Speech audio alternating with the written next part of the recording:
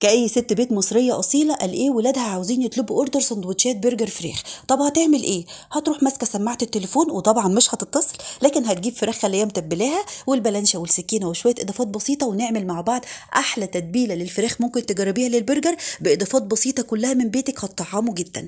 يلا نصلي للرسول نشوف هنعمل الجمال ده إزاي. بصي بقى يا ست الكل، ده كيلو بالفراخ البانيه كان عندي متبلاه ببصلايه مبشوره ناعم وملح وفلفل. طبعا بتغسليه في الاول بالملح والليمون وتصفيه وتتبليه وسبته في التلاجة. كعادتي كنت هعمل وصفه تانية، طلبت مع ولادي بقى برجر فراخ، فنعمل ايه برضو هي هتشتغلي بيها، بس هتمسكي كل جزء من الفراخ كده تنزلي البصل او التتبيله من عليه. انا عاوزه الفراخ معايا ما يكونش فيها سوائل، بس احنا خدنا التست الجميل من البصل المفرومه. جربوا تبلوا الفراخ قبل ما تستخدموها في البرجر، بس اهم حاجه نزلي التتبيله من عليها وقطعيه لقطع صغيره. هيفرق معاكي في حاجتين، في التسويه هتكون سريعه والطعم كان فظيع. لما تجربوا الاضافه دي هتعجبك جدا.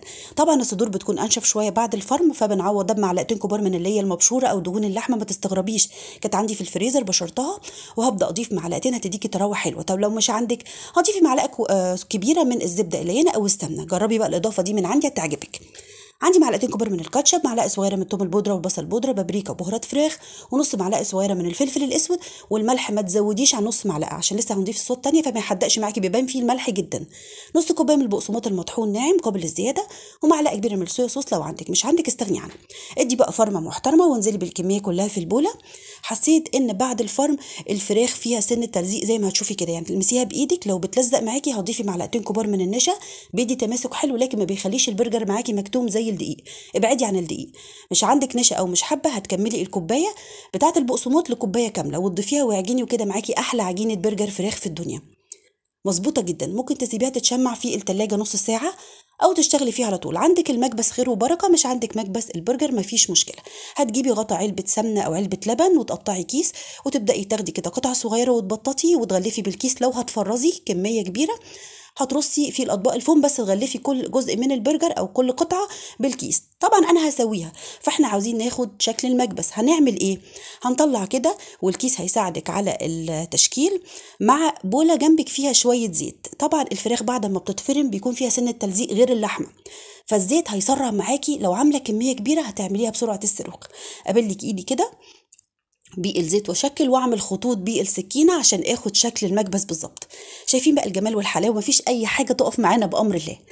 كنت بقى مسخنه الجريل على النار كويس قوي وضايفه فيه معلقتين كبار من الزيت 3 ومكعب زبده صغير اطعم بيها الفراخ. بحب الزبده قوي قوي مع الفراخ تحديدا. مش عندك اكتفي بالزيت.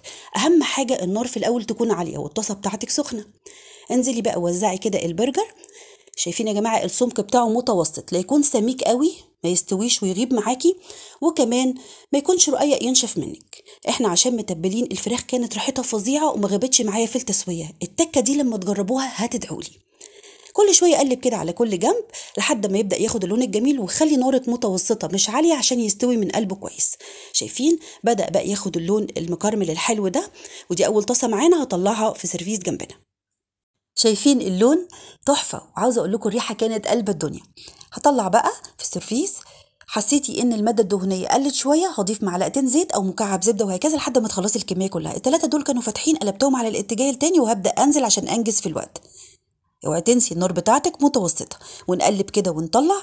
اخر شويه انا كان عندي شويه جبنه شيدر في الفريزر كنت عاملاها بيتي، ان شاء الله هنخصص لها حلقه. طعمها جميل وسهله وموفره. طلعت الجبنه الشيدر وبدات ان انا ارص اخر حبه، وعلى الوجه الجبنه الشيدر تاخد بس من سخونيه الطاسه وتمسك كده على قطعه البرجر وتسيح.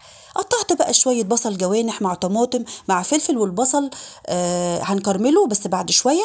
والخس غسلته وسبته يتصفى من الميه. دلوقتي بقى اقوى صوص ممكن تاكلوه مع برجر فراخ او لحمه.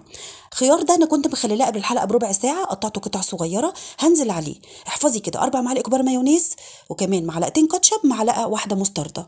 سهله جدا مقاديره. سبته على جنب خلاص. كان الجبنه ساحت معايا هطلعها. ضفت معلقتين زيت في الطاسه عشان ادي كرمله جميله كده للبصل، بصل بس، وبعد كده هطلعه مع التقليب المستمر. لما تكرملي البصل عكس ما بتضيفيه فريش بيخلي طعم السندوتشات خطيره. بعد كده بقى يلا نشوف اخبار الصوص ايه. جبت شويه صغيرين من ميه تخليل الخيار اللي انا كنت مجهزاها، ونقلب كده ولا بنضيف ملح ولا اي حاجه. عشان كده قلت لك ما تحدقيش البرجر عشان الصوصات دي ما تحدقش معاكي السندوتش لو البرجر حادق. خلي ملحك بالمعقول.